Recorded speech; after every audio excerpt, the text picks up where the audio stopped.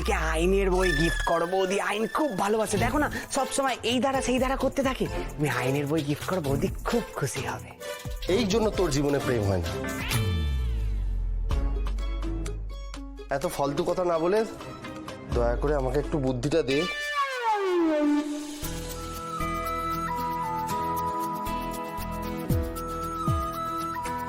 এত ভালো শাড়ি তোকে মানাবে না মানা, তোর পছন্দ হয়েছে কিনা সেটা দেখ।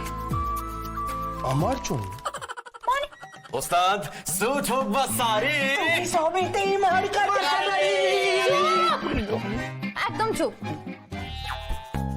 মা আমাকে 10-12টা শাড়ি এনে দিয়েছিল, সেখান থেকে পছন্দ করে স্নেহার জন্য একটা নিয়ে এলাম। তোর পছন্দ হয়েছে কিনা দেখ। দিদি তুই এত বড় হয়ে গেলি, আমি তো ভাবতাম ছোটবেলা থেকে মাথায় গোবর ভরা নিয়ে তুই ঘুরে বেড়াস, কিন্তু এখন তো দেখছি তোর মাথা ভালোই কাজ করছে। আমি বললাম যে আমার মামামকে অ্যাটাক করবে, তারপরে তুমি জানো আমি কি করেছি? তখন আমি এই কাপড়টাকে নিয়ে ওর মাথার পেছন থেকে এরকম করে মুড়িয়ে দিয়েছি। আচ্ছা কি কি কি দিয়েছো? একদম ঝুসুম ঝুসুম করে দিয়েছি, এমন দিয়েছি যে একদম শুয়ে ফেলেছি। কিন্তু শর্মি এই শালটা আমি কোথায়?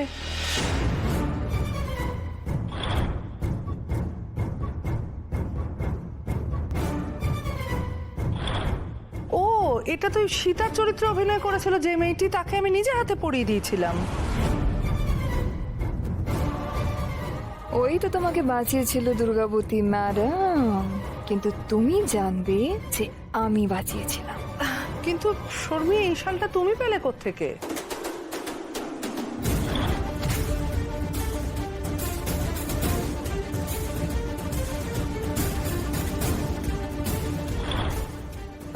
হ্যাঁ মাম্মাম, এটা ওই যে সীতা সেজেছিল ওর কাছেই ছিল। হ্যাঁ মাম্মাম, তোমার কাছেই ছিল, কিচ্ছু করেনি, ঘটের মতন দাঁড়িয়েছিল। তখন আমি আর কোনো উপায় না দেখে এই চাদরটা ওর কাছ থেকে টেনে। হ্যাঁ মাম্মাম, খুব লাইফ রিস্ক ছিল, কিন্তু জানো আমি তখন ভেবে নিয়েছিলাম যে যা হোক করে হোক আমাকে আমার মাম্মামকে বাঁচাতেই হবে। আর তুমি জানো মাম্মাম, মাম্মাম আমি পেরেছি। তোমাকে ধন্যবাদ দিয়ে ছোট করব না শর্মি, খুব ফাড়া গেছে, যা হোক। কিন্তু এত ভিড় আর ধুলো, বেচারি গিয়েই অসুস্থ হয়ে পড়েছে। ও তাহলে অসুস্থ যখন আজ এখানে আসার কি দরকার ছিল? অসুস্থ তখন হয়েছিল, এখন ঠিক আছে। আর কেন এসেছে সেটা বুঝতে পারিস না? আমি কেমন আছি না আছি সেটা খবরাখবর নিতে এসেছে। মেয়েটা এত ভাবে আমাদের জন্য, আর তুই যা করেছিস। কি করেছি? কেন শর্মির সঙ্গে দেখা করতে যাচ্ছিস বলে যাত্রাপালা করতে চলে গেছিস? মেয়েটা কিন্তু খুব কষ্ট পেয়েছে, আর আজকে তোর দায়িত্ব হচ্ছে ওর কষ্ট কমানো। হ্যাঁ, তুই ওকে নিয়ে এখন বেরোবি, একটু এদিক ওদিক ঘুরবি, ওর মনটা যেন ঠিক হয়। যেখানেও যেতে চাইবে সেখানে নিয়ে যাবি, যা খেতে চাইবে খাওয়াবি। মা কি করে হবে, আজকে আমার এত কাজ।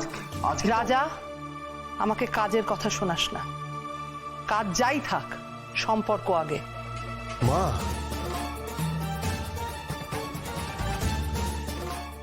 আমি আর কোনো কথা শুনতে চাই না, যা বলছি তুই এখন তাই করবি।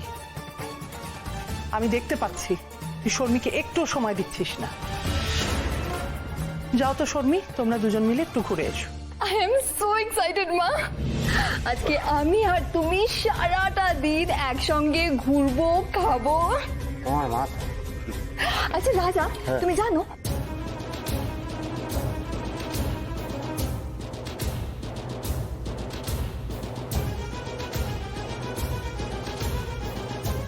বাবা ভাই আর শর্মিকে দেখছিল, কিছু কি বুঝতে পেরেছে? অনেকদিন ধরে না আমি একটা ডিজাইনার স্টোরে যাবো ভাবছিলাম, আজকে সেখানে যাব। হ্যাঁ, তুমি যেটা পছন্দ করে দেবে আমি সেটাই নেব। আর আমারও জানা হয়ে যাবে রাজার পছন্দ আর অপছন্দ।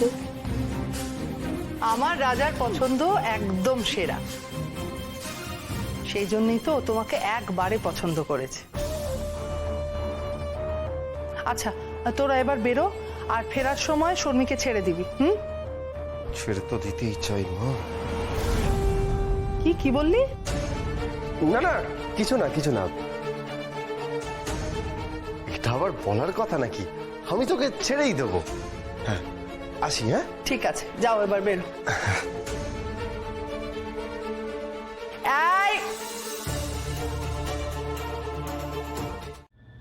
বাসন্তী, আমি এ পাশটা সামলে নিচ্ছি, তুই দেখে নে তো কার কি চাই ও পাশে। কারোর কিচ্ছু লাগবে না, লাগলে সবাই গাঁ গাঁ করে চিৎকার করতো। আরে বাবা, আমাদের জিজ্ঞেস করাটা কর্তব্য, জিজ্ঞেস করে নে না। হ্যাঁ, আমি ওদিকে যাই আর তুমি তোমার এই দুটো হাত দিয়ে 10 হাতের কাজ সামলাও। দুটো হাত দিয়ে ওমা, ঠিকই তো বলেছিস তুই, ঠিকই তো। মানে সাথী, স্নেহা, ছুটকি আর তুই, 4 দুগুণে 8, আমি মিলে 10 হয়ে গেল। অন্য মা, তোমার মাথায় এসব আসেও সত্যি। এটাই তো আমার একমাত্র মনের শক্তি রে। যা যা যা যা যা, দেখি দেখি দেখি।